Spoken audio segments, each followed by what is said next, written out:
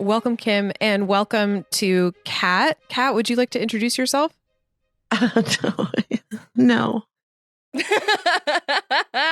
I kind of go in a panic mode when someone does that. Me too. So good. Kat from Haunting History Podcast.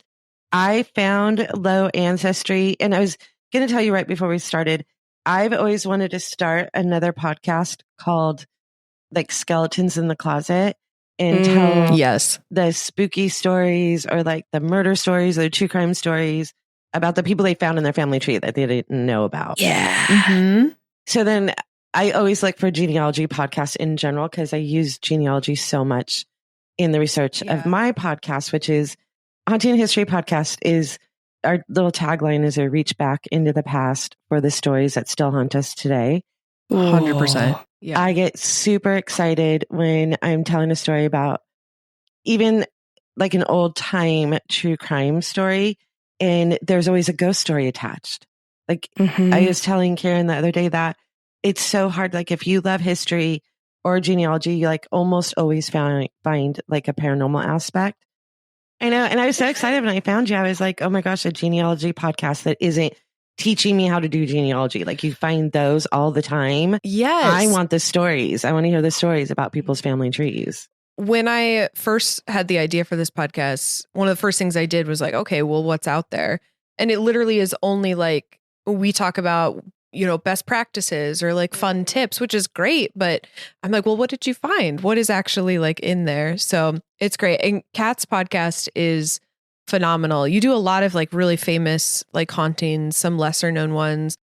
You did the Exorcist house, I believe. And yeah, just really good. And we know I love spooky stuff. I also love spooky stuff. We love spooky stuff. We do. Kim she's not big on Ancestry, but she likes spooky, so we're good. Yeah, because it's made up and I can accept that rather than history, which pretends to be real. I don't know. Some of the spooky stuff we come across, you got to question whether it's more real than the history part of it. Yeah, truly. Honestly, yes, 100%. So this is the perfect crossover episode because we're putting this out around Halloween. And yeah, so we're going to do this special bonus episode where I will tell the story of my third great-granduncle, Edward Hargrave. And then Kat will tell us a little bit of like the history of these locations that he was in and the hauntings behind them. Perfect. I think is fun. Oh, I can't wait. I never heard of these two places, so this was fun. Oh, good. Yay. One of them is right next to us. I'm excited to talk about that. Yeah. Okay, so let's get started. So like I said, we're talking about my third great-granduncle, Edward Hargrave. He was also called Edwin, so he went by both names. The Hargraves are actually one of my favorite branches of my family tree because their stories are chock full of some of the most interesting places, spanning a couple continents and many states. And of course, the Hargraves have some of the wildest stories of my family tree, which isn't surprising because they come from my dad's dad, so my grandpa, that we've talked about multiple times on this podcast because his family was wild and out. So it was no surprise to me that we landed on this branch at the end of it. So the start of Edwin's story actually takes us to London, England, to the very beginning of the Victorian era in 1845. Good year. It is a good year. But there are very different Londons for very different people. There's the gilded, like Grosvenor Square. There's Piccadilly for like the upper class. There's Baker Street for the respectable, like, but unfashionable genteel. Sure. You know London. You're saying Bridgerton things. I am saying Bridgerton. And I can get behind that. Everybody can get behind that. Of course. Exactly. But for us, we're going to have to put further distance between us and those places, both physically and class-wise, because we're going to a neighborhood called Shoreditch. Oh, yep. And Shoreditch in the Victorian era was one of like the rough, bad, terrible places to be living in London. It was like the textile industry area. It was overcrowded. It was overcome with poverty. And to paint a picture, Charles Dickens would sometimes visit Shoreditch to find inspiration for his novels. And his character Oliver Twist lived in South Shoreditch. So that's like a picture. Oh, and another one of my favorite facts is that the 10 Bells pub is in Shoreditch, which is the pub that's linked with Jack the Ripper. So Another spooky tie-in. Very spooky. So this is the world, this is the neighborhood in which Edward Hargrave is born to William Hargrave and Mary Ann Hargrave. She was born Rawlings. And he is the fourth of 6 children, but he's actually the last of the children to be born in England. And we don't know the reason, but in 1847, when he's just 2 years old, the Hargraves get on a boat, go to New York, and they eventually land permanently in the small country town of Morris in Otsego County, New York. And that's where Edwin's father, William, establishes his shoe shop, which is what he was doing in England. He was a cobbler. Wasn't somebody else a cobbler in your family? Probably. A lot of shoe people. And there's a lot of shoe, a lot of textiles. Yep. Yeah. Mm-hmm.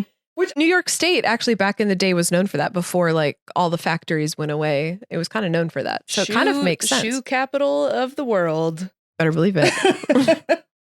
As the Hargraves settle in their new country over the next decade, we know that America is beginning to have its big disagreement with itself over the practice of enslavement. And in 1861, the Civil War breaks out. And the Hargraves, though not even U.S. citizens at this point, must have felt a compelling sense of duty because 3 of the men from this family enlist to fight for the Union, but only one of them is the appropriate age to do so. The appropriately aged enlister is my third great-grandfather, James Hargrave, Edward's brother, and he's 20 when he enlists. The other enlisters are William, Edward's father, and Edward himself. So in 1861, William is 54 years old when he joins the army.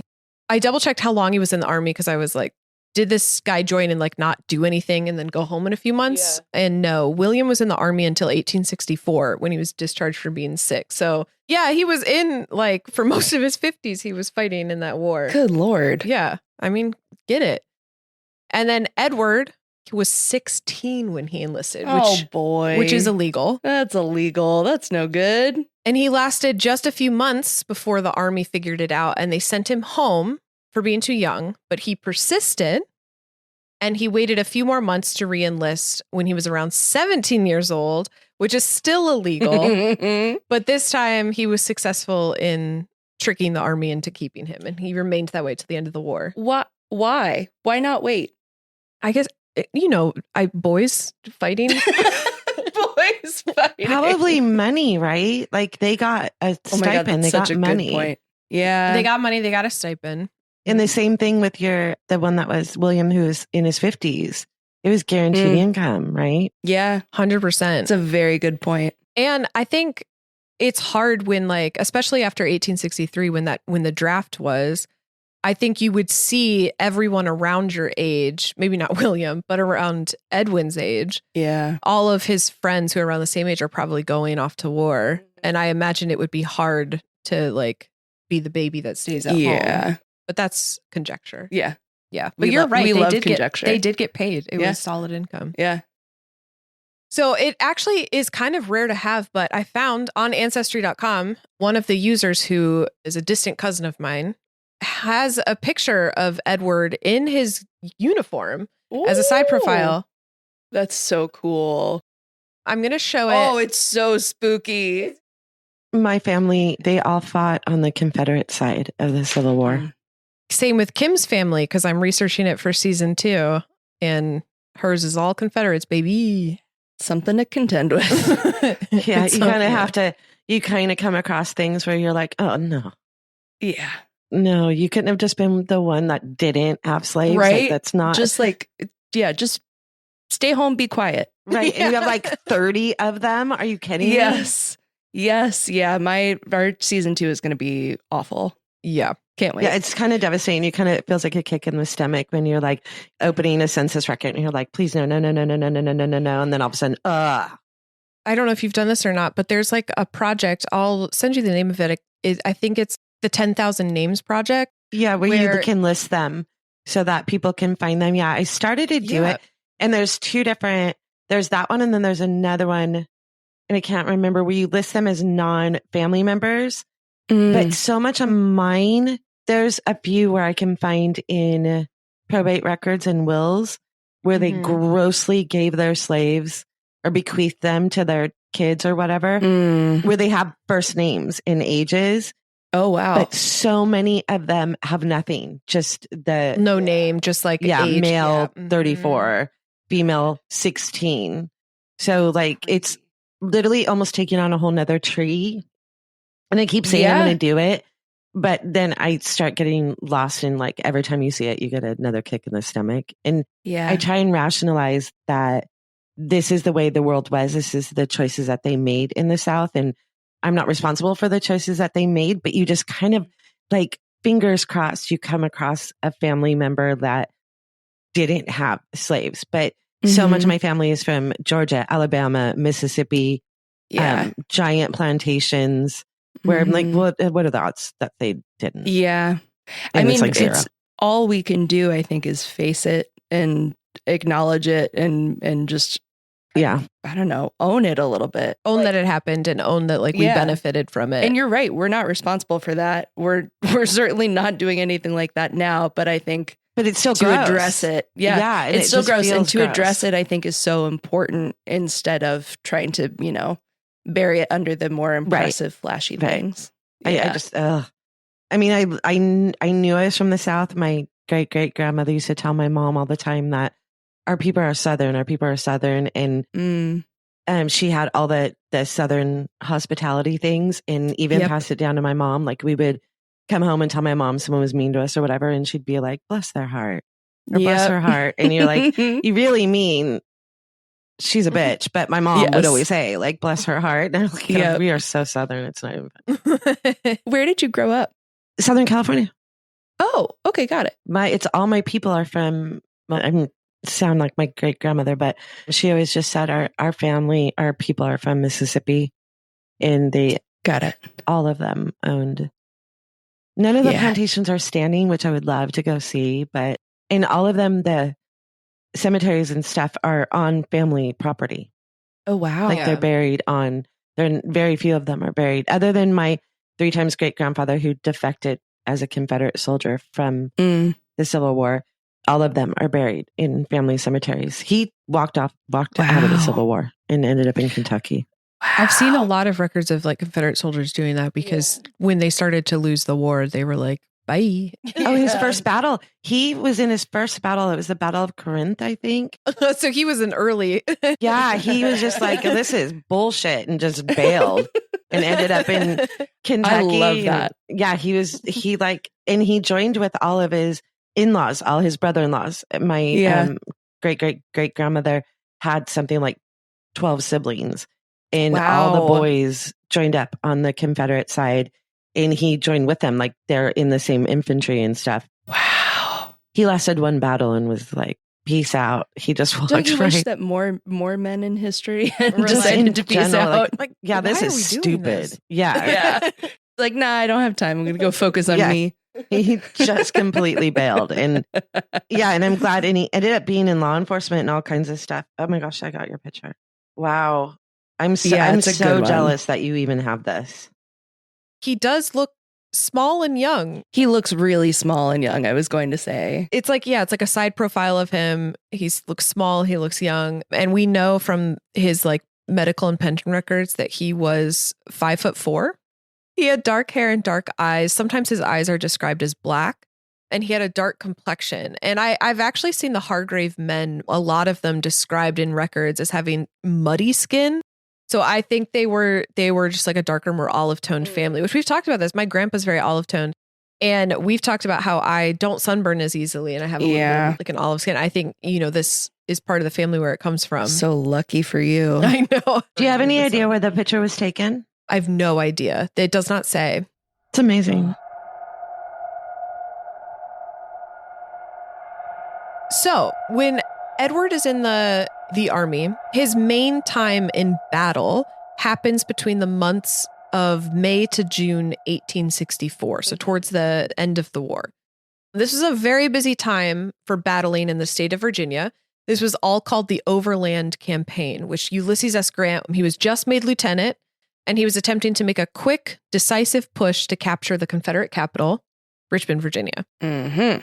The way he did that was by starting in the area of Spotsylvania to the north, and he would come down to Mechanicsville, which is just outside of Richmond, and then he scooted his way around Richmond to go further south, and he did a siege on Petersburg, Virginia. And Petersburg, Virginia had the railroad that brought in all the supplies for pretty much everything to the capital. So once they were able to cut off the railroad supply, Richmond, it was only a matter of time because they could not survive.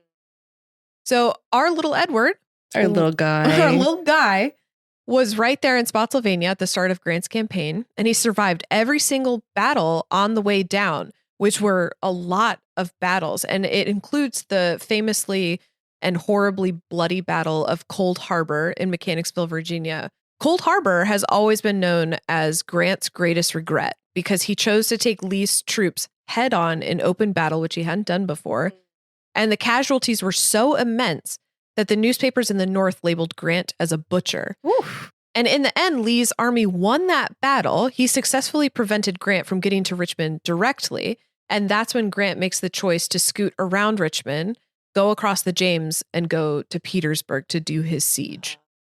He does the siege in June of 1864. And on June 22nd, 1864, Edward, who was then participating in the siege, was captured by rebel forces. And he was taken prisoner, which would have been the period that Grant was attempting to capture the rail lines into Petersburg. So we can assume that that is probably what Edward was doing around the time of his capture. And he would have been how old when he was captured? Let's see, 1845 and it's 1864. So he would have been 19, right? Oh, yeah. Little. Still but a boy. Little in every way. And he's captured. Oh, man. We don't know the circumstances surrounding his capture. We just know that it happened. And then he is transported to Libby Prison in Richmond, Virginia. And then for a brief period, he was on Belle Isle being in the middle of Richmond, Virginia in the James River. And then he was moved from Belle Isle all the way down to Georgia to Andersonville Prison for the reason of it being incredibly overcrowded. And I'm going to pass it to Kat because I think you might have some information about that in your history of this place. So you're saying he went to Libby Prison first and then to Andersonville? Yes. Which I found out during my research that, and I'm going to do this backwards because I'm going to do Andersonville first. I feel like Libby Prison was more like the farming, like they would go there and then they would send him somewhere else. Where Andersonville, you just went. So what years was he at Andersonville? From June to July, he was in Libby Prison. So probably from July 1864 to March 1865. That's when he was in Andersonville. So like a quick holding state of sorts. Yes. Mm-hmm. Okay, so Andersonville Prison, or as it was officially known, was Camp Sumter. This place was the largest, most infamous Confederate military prison during the Civil War. And like you said, it was located in Andersonville, Georgia. It opened in 1864 to house captured Union soldiers. The conditions there were absolutely horrific.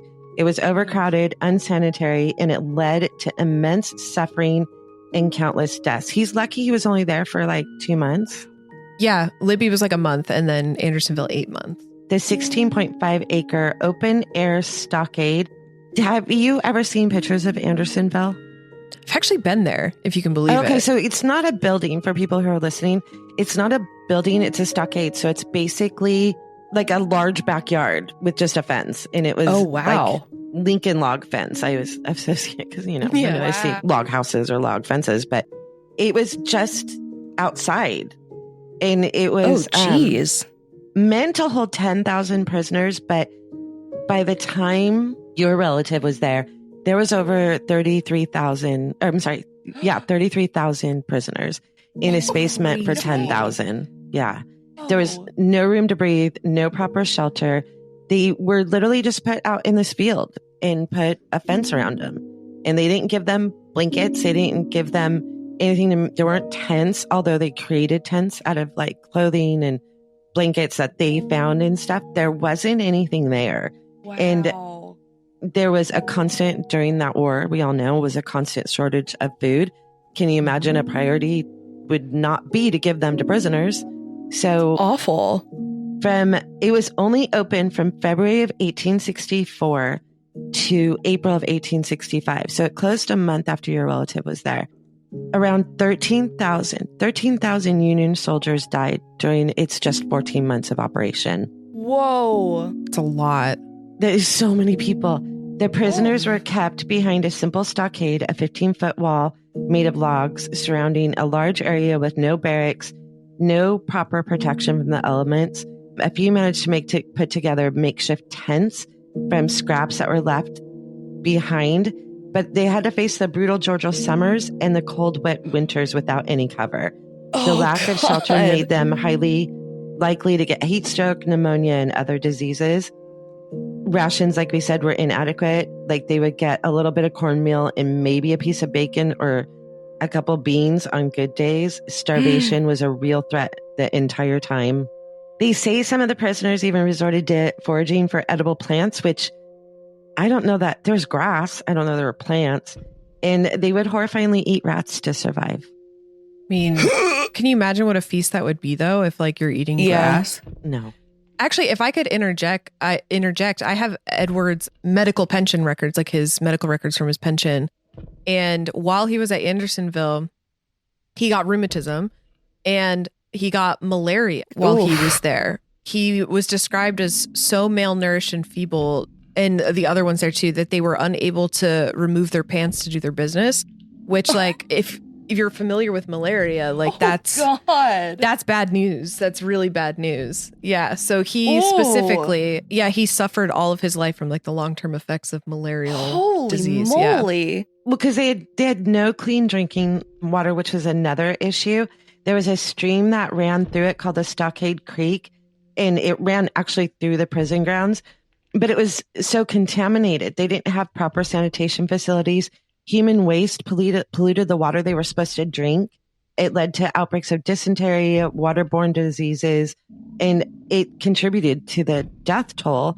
And it was, I actually watched the show on it last night. It wasn't just that the prisoners were defecating and peeing in this water.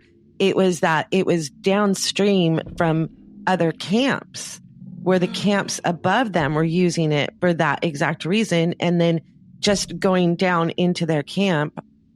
And because of the way they built the walls of stockade, it blocked any water flow. So it's like stagnant water that was barely having water leak in, and they didn't have any water to drink. They weren't handing out bottles of Arrowhead. So that was their water to drink. And that's horrifying.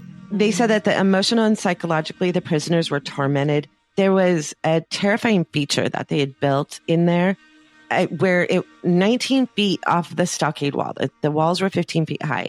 In 19 feet in, they put another like little fence where the prisoners were not allowed to get close. Basically, they didn't want them close to the walls that they might be able to climb over. Oh, yeah. If any of them even had the energy to get there. Yeah.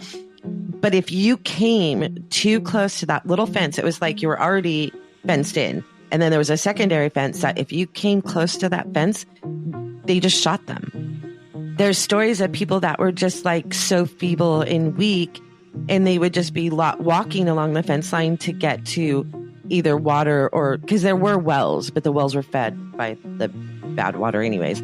They would just accidentally trip, and if they hit that fence, a guard would shoot them. And then the worst part is that they would, if someone died, they would leave the body there for days. No one would come in and get them. They had, I read somewhere that they had actual 3 makeshift hospitals there, but medical care was completely non-existent.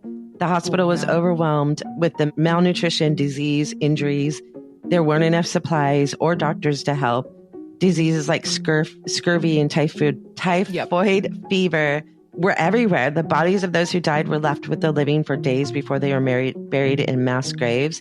When the Union arrived to liberate the camp, just 1 month after your relative left, they couldn't believe the state of the men who stumbled out of the gates. They were completely emancipated, open sores on their bodies.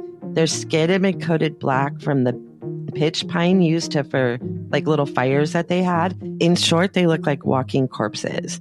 After the war, and this is such karma, the prison commandant, his name was Captain Henry Wurz, Wirz, W-I-R-Z. I hope I'm saying it right. Yeah, Wirz. I mean, that sounds right. He was put on trial and executed for war crimes because good. He was literally found guilty of murder and conspiracy to harm Union soldiers and was hanged on November 10th of 1865. Another thing about him is that when he went to trial, he tried to defend himself by saying that he wasn't given rations, which was true. We all knew that was true. They didn't have enough for the people who were physically fighting. They weren't going to give it to prisoners for the other side. But he also, for minor infractions, he would have men hung up by their thumbs, or they would have to hang for days with no food, no water, in the heat. He is the one who ordered the fence along the inside and would order his guards to shoot just on sight anybody who came near it. So he made his choices. He tried to defend himself, but he made disgusting choices about human life, even whether they... And also, it sounds like there wasn't really any attempt to like cover it up. No. At all. Like the audacity. Yeah. No, he did not care that. And like it's a civil war. We all know like people were very decisive on their sides and their choices, and they were the enemy, and he treated them as the enemy, not as fellow human beings. Humans. Today, Andersonville is part of the Andersonville National Historic Site, which includes the National Prisoner of War Museum. And there's a cemetery where many of the Union soldiers were laid to rest. And this is where it gets interesting. The site has developed quite the reputation for hauntings. Visitors often say they feel uneasy or like they're being watched, especially around the prison remains in the cemetery. So I think only two, this is the one you live by, right? No, we live by Libby. There's only two of the stockade walls. Like it's not even like the whole wall still standing like a kind of an L shape. But people say that they feel uneasy even within those little walls. And there's numerous reports of ghostly figures, with some paranormal investigators capturing EVPs, like disembodied voices, actually pleading for help. People have EVPs of someone saying help. No. Get the sound of chains clinking, which makes sense because the prisoners, when they got in trouble, would be either chained to each other or chained to a wall, or like they were hung up by chains by their thumbs. Many people feel the overwhelming sadness and despair. Others say that they sense someone following them.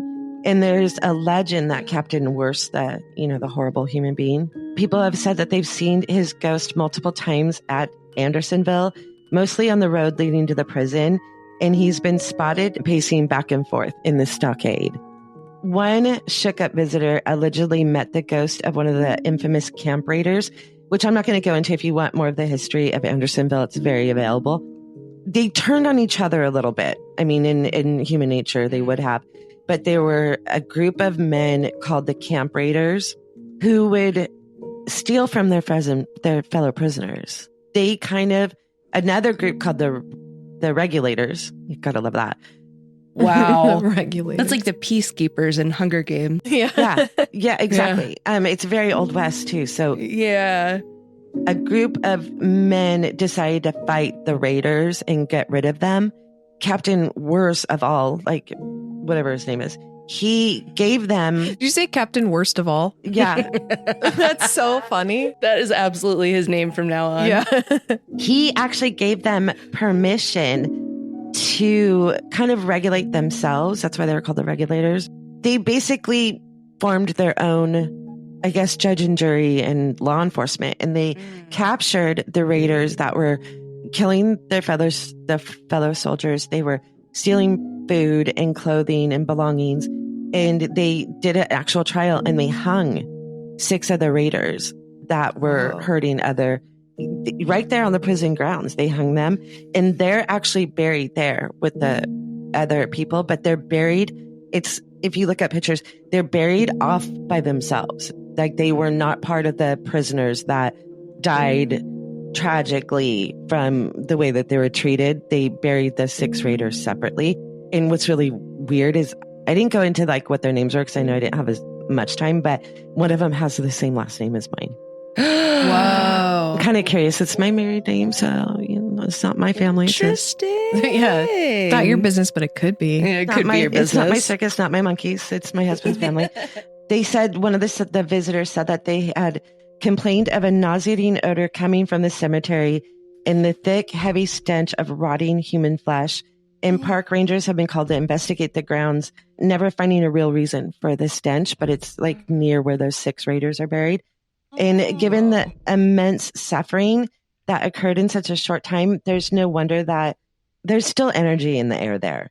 And it creates an eerie atmosphere that's hard to shake. So people that go there are probably creeped out anyways, but they do get EVPs there. There is no electricity out there. It's out in the middle of nowhere. And they'll get electronic meter readings. And people say that indicates that there's an energy there that we can't see. So you can actually go ghost hunting at Andersonville. Oh, they have like tours and stuff? I don't know that they have tours, but you can make arrangements to actually go ghost hunting there. Okay. Interesting. It is owned by the national parks now.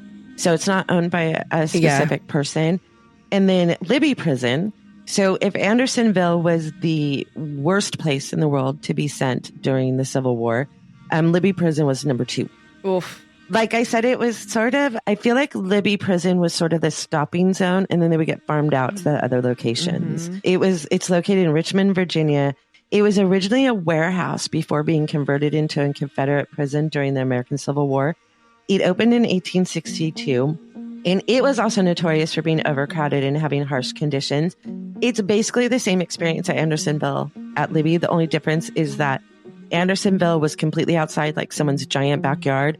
And Libby was a warehouse. You were indoor. But there were no windows. So there were just bars over openings. So they were still subjected to heat, cold. They didn't have blankets. They were all sleeping. It wasn't meant for the thousands of people that were there. So they were sleeping like sardines. Like if you fell asleep, you were just all laying on top of each other. So diseases were exactly the same there as it was. Maybe worse because they were indoors. Like Andersonville, prisoners suffered from malnutrition, disease, and exposure to the elements. There was no insulation. The officers in prison there were subjected to harsh treatment during the war's latter years when food shortages and dwindling supplies gripped the South. Though Libby Prison is known as one of the most famous, it's known for one of its most famous escape attempts of the Civil War. At Libby Prison, 109 Union officers tunneled their way out in February of 1864. So just before, like a few months before Edwin would be there. But wow. Yeah, that's so crazy. All but 48 got away. Like, wow. That's a lot of men. That was 60 of them that got away. And what I find shocking about that is like the prison is in the city center. Like it's like you're in Richmond, Virginia when you're at the prison. And so like 100 men not escaping like in the middle of nowhere, escaping in the middle of the city, basically. Yeah. They dug tunnels. There were tunnels under and they went tunnels. Out. That's how they got out. Yeah. And then they ended up jumping on the river and getting out of there. So a lot, 109 sounds like a lot, and it is, but if there are thousands of men in there, that's like a drop in the bucket. In April of 1865, President Abraham Lincoln visited Richmond, Virginia, and toured the city on foot. When he came across Libby Prison, a crowd of onlookers were telling him that we're going to tear it down. And he told them, no, leave it as a memorial. They didn't. Because, no one thinks about their history, even now, And in 1880, the building was purchased by the Southern Fertilizer Company. 9 years later, it was bought by Charles Gunther. He was a candy maker. And I don't get why he did this, but he had the building disassembled and moved to Chicago, Illinois. So what? This is the one you live by. So all you guys can see now is just a wall. Yeah, there's a plaque there, I think. The building wasn't made out of cement. It's like a cement wall now. Where the doorway is where one of the doorways was into the That's the start of the Capitol Trail where the flood wall is. Oh, yep. Mm-hmm. That, yeah. Got it. So you can go there and experience, you won't experience the building, but I think there's a tobacco company that's something else right across the way that is almost a replica of what Libby Prison looked like. Oh, okay. So, and you're standing on the foundation of it. You're standing where the prisoners had been. When he moved it to Chicago, it still doesn't make sense to me, but... Yeah, what is the appeal? I don't know. I mean, it had to cost him a ton of money. And he turned it into a war museum, and it ran from 1889 to 1999 with the rebuilt it exactly like it was in Richmond. The museum failed to draw enough crowds. You know, they just, people weren't into it. And so he had the building dismantled and sold the pieces off as souvenirs because a lot of the timbers had signatures and drawings and stuff from the prisoners that were there. Okay. But apparently, now he sold off pieces of souvenirs, but apparently someone, no one knows who, bought a big chunk of it and still has it somewhere. And there's some woman that made it her mission to find out where the pieces of Libby Prison are. Whoa. And I found a link that explains where it is, and the link goes to something wackadoo. So I didn't have enough time last night because I just found that last night, and I didn't get to look it up. But apparently there's a hidden cache of pieces of Libby Prison. I wonder if we could find it. I'll meet you there. Yeah, let's find them. Let's try to find them and do a national treasure hunt about it. That would be amazing. And I wonder if we put like notification for like Google Shopping or like eBay to tell us when one comes up. When a piece of it comes up. Yeah. I mean, because you can imagine, you see in prisons and stuff how people like draw on the walls and stuff. They were carving that into the timber. Some say the soldiers who perished within Libby never left. I couldn't find an accurate account. Like Andersonville had 13,000 men die there, and they're buried on the property. And really quick, I want to mention this because if someone knows the history of Andersonville, they're going to wonder why I didn't mention this. There was one man who worked in the hospital at Andersonville whose job it was to record all of the deaths and mark where the prisoners were buried. It was his job. He didn't have faith in the government. He didn't think this stuff would be tracked and preserved.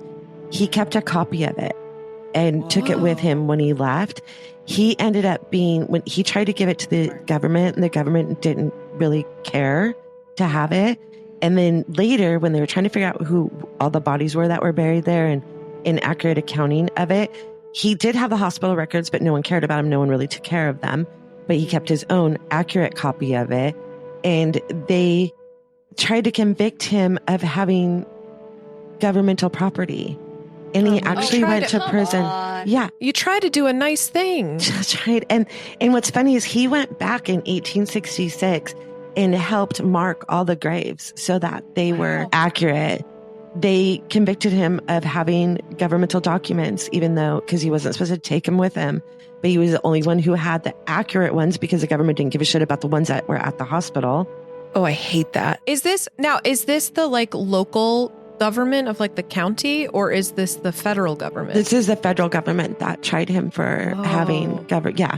Because I would have been like, oh, like maybe it's like the Confederate county was like doing a revenge. No. It was because they said that he shouldn't have had private war information in his personal.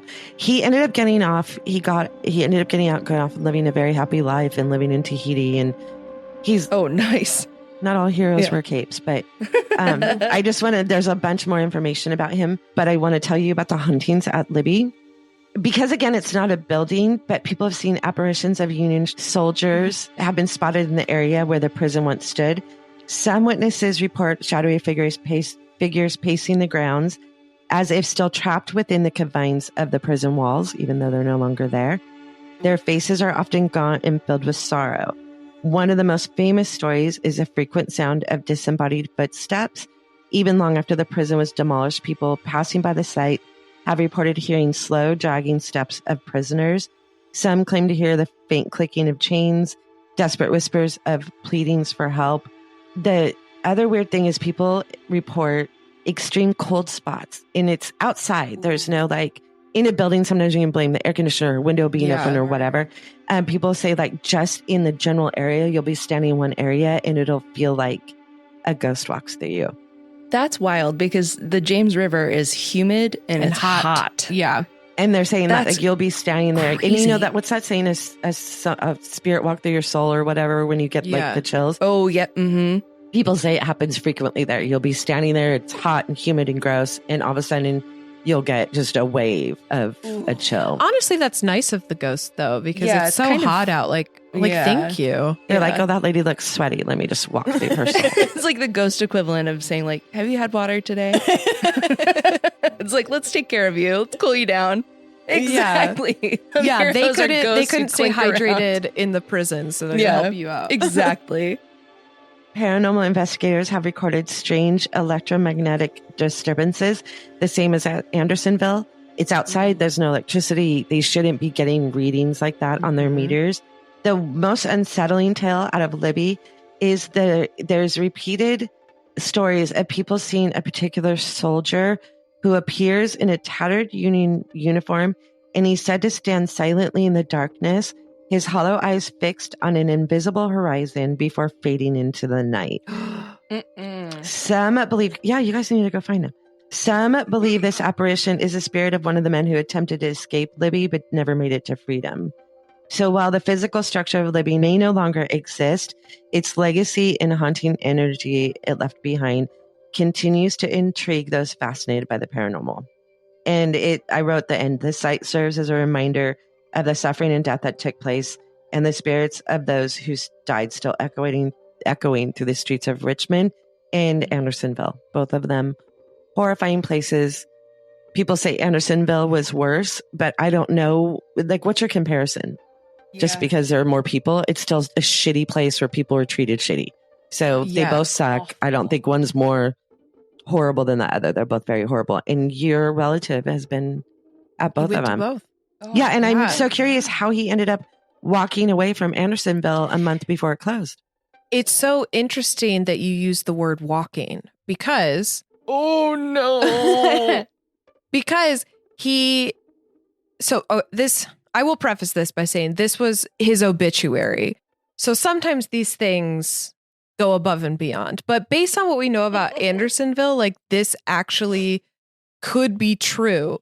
In March of 1865, so 1 month away from the surrender at Appomattox, Andersonville Prison, I think, was already starting to quote parole guys out of there. I think because the end of the war was coming, it was overcrowded. There was no more food, and they would just sometimes be like, "All right, you guys, you're out. You did it." Edward was one of them. So he wasn't the only one getting paroled at this time, but he happened to be paroled. And the obituary says that he, on his hands and knees, the exact words were, quote, "too weak to walk, he went for miles on his hands and knees and finally made his way north by boat and stagecoach, being helped along the route by travelers. And then finally he arrived home in Morris, Otsego County, and was nursed back to health." And based on what we know of Andersonville, it's not that crazy to assume that he might have been too weak to walk upright for much of that time. And in that same obituary, it states that Edward was actually captured at the Battle of Gettysburg, which is completely wrong and provably wrong. Great. So it is a little bit of an unreliable narrator, but that's the story at the end of his life, that he crawled his way home from Andersonville. Oh. We do know, based on a record, that he does stop in Annapolis, Maryland, where he's formally discharged by the Union Army. So before he gets all the way home, he's there. But he does make it back to Morris by the end of the war, and he's still age 19 at that time. The rest of his life, though, plays out very normally. He learns the mason trade, so he becomes a stonemason. He gets married to a young lady named Josephine. They live in Steuben, New York, then in Rochester. He has a lot of kids, at least 8 of them. And he lives until old age, but he does suffer from quite a few post-war symptoms. The ones his doctor call malarial poison, which is just long-term effects of untreated malaria. Ooh. His limbs and hands would go numb, sometimes for days at a time. And this poor man had chronic diarrhea until the day that he died. So God. One physician's affidavit states that Edward would go 2 to 5 times a day. And I know, I just feel like that's important to know. That's a pretty big effect from Andersonville, I would say. And none of that acknowledges or considers even the post-traumatic stress. Oh my word, can you imagine? I'm sure it was insane. For sure. Yeah, for sure. I'm so curious. Apparently at Andersonville, a year later and then 5 years later, some of the prisoners who survived went back there and met up. And I mean, I'm sure, can you imagine the bonds that they created with people that were suffering the same as they were? I mean, if you think you're like maybe going to die tomorrow, like what that bond would be like. Yeah, they suffered it together, and I'm so curious. I wonder if he stayed friends with any of the people that I bet. I have no record of it, but I can imagine that like you'd want some validation of like something that people at home wouldn't understand. Yeah, you go through a traumatic experience together. Like it bonds you. I'm just thinking about the genetic trauma that he passed down to his children. Yeah, it's possible. Yeah. The generational trauma that just probably. I didn't study it through. I do want to say it real quick, going back for a second. There was a brief time where he wasn't at Andersonville. I did forget to mention this.